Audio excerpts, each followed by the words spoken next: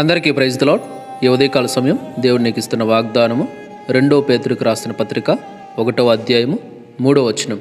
దేవుని గురించినట్టు మన ప్రభు అయిన యేసుని గురించినట్టునైనా అనుభవ జ్ఞానము వలన మీకు కృపయు సమాధానమును విస్తరించునుగాక. వాక్యంలో మనము బాగా గమనించినట్లయితే దేవుని గురించి అలాగే మన ప్రభు అయిన యేసుని గురించి మనము అనుభవ జ్ఞానము కలిగిన వాళ్ళైతే మనకు కృపయు సమాధానమును విస్తరించునుగాక అని ఇక్కడ పేతురు గారు దీవిస్తున్నాడు అన్నమాట.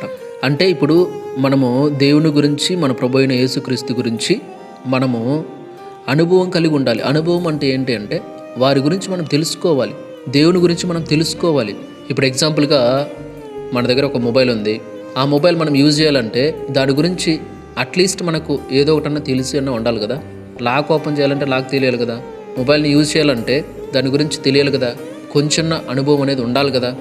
ఉంటేనే కదా మనకు తెలుస్తుంది మనం ఏం నొక్కుతున్నాం, ఏం చేస్తున్నాం అని చెప్పేసి తెలుస్తుంది కదా.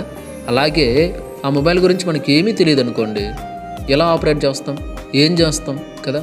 అలాంటి పరిస్థితి ఉంటుంది. కాబట్టి మనం దేవుణ్ణి ఆరాధించాలంటే, దేవుని దగ్గర నుంచి కృప అలాగే సమాధానం పొందుకోవాలంటే ఫస్ట్ మనము దేవుని గురించి బాగా తెలుసుకోవాలి. దేవుని గురించి మనకంటూ ఒక అనుభవం రావాలి. దేవునితో మనం సహవాసం కలిగి జీవించాలి. ఆ సహవాసం అనే అనుభవం మన జీవితంలో ఉండాలి, మనకంటూ ఉండాలి. Praise the Lord. అసలు మనకి ఏ అనుభవం లేకుండా, యేసయ్య దేవుడిని కూడా తెలుసుకోకుండా మనం ఇష్టానుసారంగా ఉన్నామనుకో, దేవుని దగ్గర నుండి మనకి కృప కానీ సమాధానం కానీ ఎలా వస్తుంది కదా. ఆలోచించాలి. యేసయ్య కృప కలిగిన వాడు. మనము తెలిసైనా తెలియకైనా చేసిన ప్రతి విధమైన తప్పులు పాపాలన్నింటినీ కూడా ఆయన కృపతో క్షమిస్తున్నాడు. ఆయన కృపను బట్టి మనల్ని మన్నిస్తున్నాడు అన్నమాట.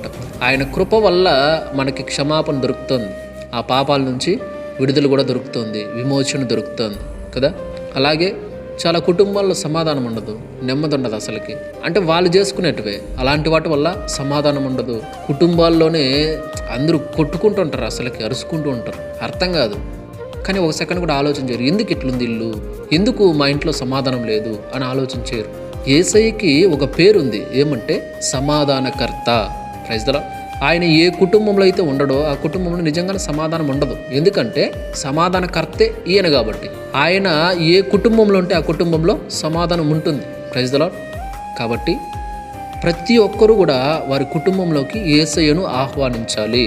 అప్పుడు ఆ కుటుంబాల్లో సమాధానం ఉంటుంది, నెమ్మది ఉంటుంది. Praise the Lord. ఇప్పుడు ఈ మాటలు విన్న తర్వాత చాలామంది ఖచ్చితంగా అడుగుతారు, ఏమంటే దేవుని నమ్ముకున్నారు క్రైస్తవులు చాలామంది ఉన్నారు, కానీ వాళ్ళ ఇండ్లలో ఎందుకు సమాధానం లేదు, ఎందుకు వాళ్ళలో వాళ్ళే కొట్టుకుంటున్నారు, ఎందుకు వాళ్ళలో వాళ్ళే సమాధానం లేకుండా ఉన్నారు, ఎందుకు అంటే ఆ కుటుంబంలో యేసయ్య లేడు, సమాధానకర్త లేడు. ఆ కుటుంబాల్లో దురాత్మలు పనిచేస్తున్నాయి. Praise the Lord. మరి అట్లయితే వాళ్ళు యేసయ్యను నమ్ముకున్నారు కదా, మరి దురాత్మలు ఎందుకు పనిచేయాలంటే దురాత్మలకు వాళ్ళు అవకాశం ఇచ్చారు. మరి యేసయ్యను నమ్ముకుంటే సరిపోదు. ప్రతిరోజు ఆ కుటుంబంలో ప్రార్థన ఉండాలి, వాక్యం ధ్యానిస్తూ ఉండాలి, యేసయ్య మాటలు ఉండాలి, యేసయ్య పాటలు ఉండాలి. ఇలా ఉన్నప్పుడు అపవాదికి ఆ కుటుంబంలోకి రావడానికి అవకాశం ఉండదు. ఎప్పుడైతే ప్రార్థనను పక్కన పెట్టేస్తారో, ఎప్పుడైతే వాక్యాన్ని పక్కన పెట్టేస్తారో, ఎప్పుడైతే యేసయ్య గురించి మాట్లాడడం కానీ పాటలు కానీ అన్ని పక్కన పెట్టేస్తారో, అప్పుడు ఏమవుతుంది, అపవాదికి అవకాశం దొరుకుతుంది, సందు దొరుకుతుంది రావడానికి. అప్పుడు వాడొచ్చి ఆ కుటుంబంలో ఉన్న సమాధానాన్ని దొంగలిస్తాడు.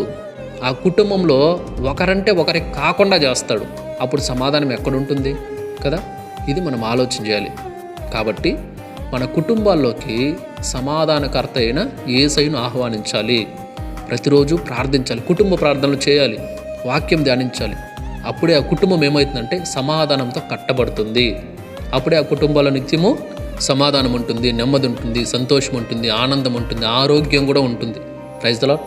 కాబట్టి యేసయ్య గురించి ఒక అనుభవం అనేది మనకు ఉండాలి. ఆయనతో సహవాసం చేస్తూ ప్రతిరోజు ప్రార్థన చేస్తూ ప్రతిరోజు వాక్యం ధ్యానిస్తూ ఆయనతో మనం సహవాసం చేసినట్లయితే మనకంటూ ఒక అనుభవం వస్తుంది. ఆ అనుభవం వల్ల ప్రతిరోజు కూడా అలాగే ప్రార్థించడం, వాక్యం ధ్యానించడం, ఇలా ముందుకు వెళ్తూ ఉంటే, దేవునితో సహవాసం చేస్తూ ఉంటే దేవుని కృప సమాధానం నిత్యము కూడా మనతోనూ మన కుటుంబాలతో ఎల్లప్పుడూ ఉంటాయన్నమాట. Praise the lord.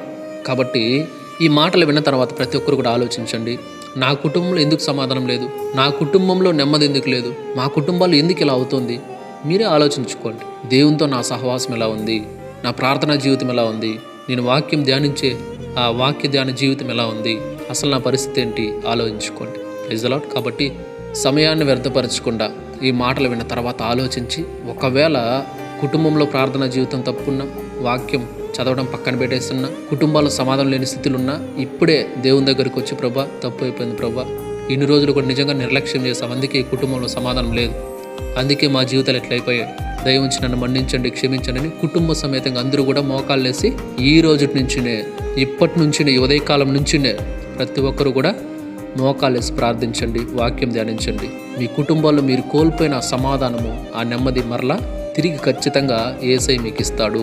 యేసయ్యను మనము ఆహ్వానించాలి మన కుటుంబాల్లోకి. సమాధానకర్త అయిన దేవా మా ఇంటికి రండి, మా కుటుంబంలో అపవాది సమాధానం లేకుండా చేస్తున్నాడని చెప్పేసి యేసయ్యను ప్రతిరోజు ఆహ్వానించాలి. అప్పుడైనా ఆ కుటుంబాల్లోకి వస్తాడు, సమాధానాన్ని ఇస్తాడు. Praise the Lord. కాబట్టి ప్రతి ఒక్కరు కూడా ఉదయకాల సమయంలో ఆలోచించండి, రెండు తలలో ఉంచండి, ప్రార్థన చేసుకుందాం. మహాపరిశుద్ధుడ, ప్రేమ నమ్మకం గల మా తండ్రి, మీకు వందనాలు, స్తోత్రాలు, కృతజ్ఞతలు చెల్లిస్తున్నాము తండ్రి. యేసయ్య ఈ ఉదయకాల సమయంలో మరొకసారి మీ కృపా కనికరాన్ని బట్టినైనా నన్ను మమ్మల్ని మీరు జ్ఞాపకం చేసుకొని తండ్రి, మరొక నూతన ఉదయాన్ని నాకు మాకు బహుమానంగా మీరు ఇచ్చినందుకు స్తోత్రాలు, వందనాలు చెల్లిస్తున్నాం ప్రభా. ఈ సమయంలోనైనా ప్రభా, ఈ వాక్యం ద్వారా మాతో మీరు మాట్లాడినందుకు స్తోత్రాలు తండ్రి. దేవుని గురించి, యేసుని గురించి అయిన అనుభవ జ్ఞానము మీకుంటే కృపా సమాధానం మీకు విస్తరిస్తుందని చెప్పేసి ఈ వాక్యం ద్వారా మాకు తెలియజేసినందుకు స్తోత్రాలు తండ్రి. యేసయ్య నిజమే, తండ్రి గురించి, మీ గురించి ఒక అనుభవం నాయన మేము కలిగి ఉండటకు సహాయం చేయండి, మాకు అనుభవాన్ని నేర్పించండి. ప్రతిరోజు కూడా ప్రార్థనలో, వాక్య ధ్యానంలో మేము ఎదగటానికి సహాయం చేయండి. మా కుటుంబాల్లో సమాధానం లేకుండా, నెమ్మది లేకుండా అపవాది నాయన ప్రభా ఒకరంటే ఒకరు కాకుండా కుటుంబాల్లో అలా చేస్తున్నాడు తండ్రి, అల్లర్లు రేపుతున్నాడు. కాబట్టి వీటన్నిటి నుంచి కూడా మమ్మల్ని తప్పించండి, మా కుటుంబాల్లోకి మీరు రండి తండ్రి. మేము విడిచిపెట్టిన మా ప్రార్థన జీవితాన్ని మరలా తిరిగి కొనసాగిస్తాం, వాక్యదానాన్ని విడిచిపెట్టేస్తాం, మరలా తిరిగి కొనసాగిస్తాం. మాకు సహాయం చేయండి, మా పట్ల కనికరించండి. మా కుటుంబాల్లో సమాధానం ఉండాలి, నెమ్మది ఉండాలి, సంతోషం ఉండాలి. మీరు సమాధానకర్త కదా ప్రభా, మా ఎద్దుకు రాండయ్యా, మా కుటుంబాలకు రాండయ్యా అని ప్రభా ఎంతమంది ఉదయకాల సమయంలో తండ్రి తిరిగి మీ పాదాలు పట్టుకుంటున్నారు, వారందరి జీవితాల్లో కూడా మీ కృపను విస్తరింపచేయండి, సమాధానమును కలిగించండి, నెమ్మది కలిగించండి. వారి జీవితాల్లో అద్భుతాలు చేయమని, కృపను అందించమని, కనికరించమని. ఇంకా ఎంతమంది అయినా సమాధానం లేని స్థితిలో ఉన్నారు, వారందరి జీవితాల్లో మీరు సమాధానం, నెమ్మది, సంతోషాన్ని ఇవ్వమని, కృపను అందించమని. దేవ, ఈ వాక్యం ఎంతమంది అయితే వింటున్నారు, చూస్తున్నారు, షేర్ చేస్తున్నారు, పేరు పేరుని అందరినీ జ్ఞాపకం చేసుకోమని మీకే వందనాలు, స్తోత్రాలు చెల్లించుకుంటూ యేసయ్య అతి పరిశుద్ధ నామములో ప్రార్థించి, స్తుతించి, గణపరిచి వేడుకుంటున్నాం తండ్రి. ఆమెన్. దేవుడు మీ అందరిని దీవించి ఆశీర్వదించును గాక. ఆమెన్.